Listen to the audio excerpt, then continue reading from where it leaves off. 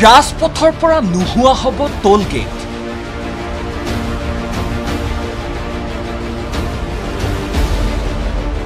টোল গেটত আৰু দিব নালাগে টোল টেক্স। স্যাটেলাইট পদ্ধতিৰে টোল কৰ সংগ্ৰহ কৰিব NHAI।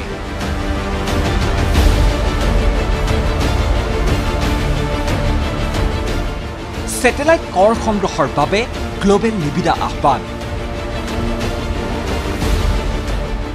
ৰাজ্যৰ টোল কৰক লৈ ভিন্ন সময়ত ভিন্ন বিতৰ্ক অব্যাহত আছে। প্ৰয়োজনীয় সুবিধা প্ৰদান নকৰাকৈ ৰাষ্ট্ৰীয় ঘাইপথত টোল গেট বহুৱাই টোল কৰ সংগ্ৰহ কৰা বুলি বিভিন্ন অভিযোগ আছে।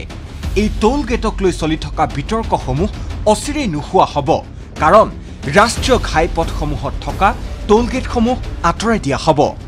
টোল গেট আঁতৰাই স্যাটেলাইট পদ্ধতিৰ জৰিয়তে সংগ্ৰহ কৰা হ'ব টোল কৰ। ইয়াৰ বাবে ৰাষ্ট্ৰীয় ঘাইপথ প্ৰাধিকৰণে আহ্বান কৰিছে নিবিদা। যোৱা 7 জুনত নিবিদা প্ৰকাশ কৰিছে ৰাষ্ট্ৰীয় ঘাইপথ প্ৰাধিকৰণে।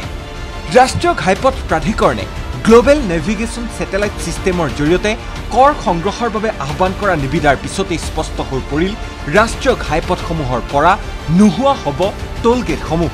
যিসমূহ টোল এলেকা আছে সেই টোল এলেকাত গাড়ী উঠাৰ লগে লগে গাড়ীৰ গৰাকীৰ একাউণ্টৰ পৰা কৰ্তন কৰা হ'ব टोल কৰ। अभी तो टोल खत्म कर रहे हैं, अब तो सैटेलाइट बेस्ड टोल सिस्टम हो गई। आपके बैंक अकाउंट से पैसे निकल जाएंगे और जितना आपने रोड के यूज किया उतना ही पैसा निकलेगा। समय बचता है ना, फ्यूल बचता है। अब मुंबई से पुणे आने के लिए 9 घंटे लगते थे, अब 2 घंटे में होता है, तो 7 घंटे का डीजल बचता है और समय बचता है। तो नेचुरली उसके बदले में थोड़ा बहुत देने पड़ेंगे, क्योंकि पब्लिक प्राइवेट इन्वेस्टमेंट से हम लोग कर रहे हैं, तो लोग पैसे भी वापस करने पड़े। प्रथम पर्यायत कर्णाटक, दिल्ली, महाराष्ट्र, पश्चिमबंग, उत्तर प्रदेशर दरे राज्यत प्रযোজ্য হ'ব GNSS নিয়ম। 2025 চনৰ আৰম্ভণি বা মাজভাগৰ পৰা GNSSৰ জৰিয়তে কৰ সংগ্ৰহৰ প্ৰক্ৰিয়া আৰম্ভ হ'ব অসমত। আকৌ কৈছো, এই প্ৰক্ৰিয়াৰ জৰিয়তে টোল গেটত টোল কৰ দিয়া প্ৰথা নাথাকিব।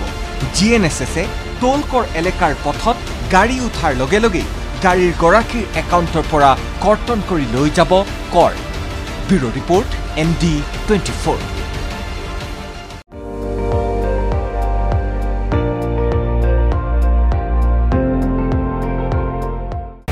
আপুনি চাই আছে ND24, সৰ্বশ্ৰেষ্ঠ নহয় সৰ্বোত্তমৰ দৌৰ।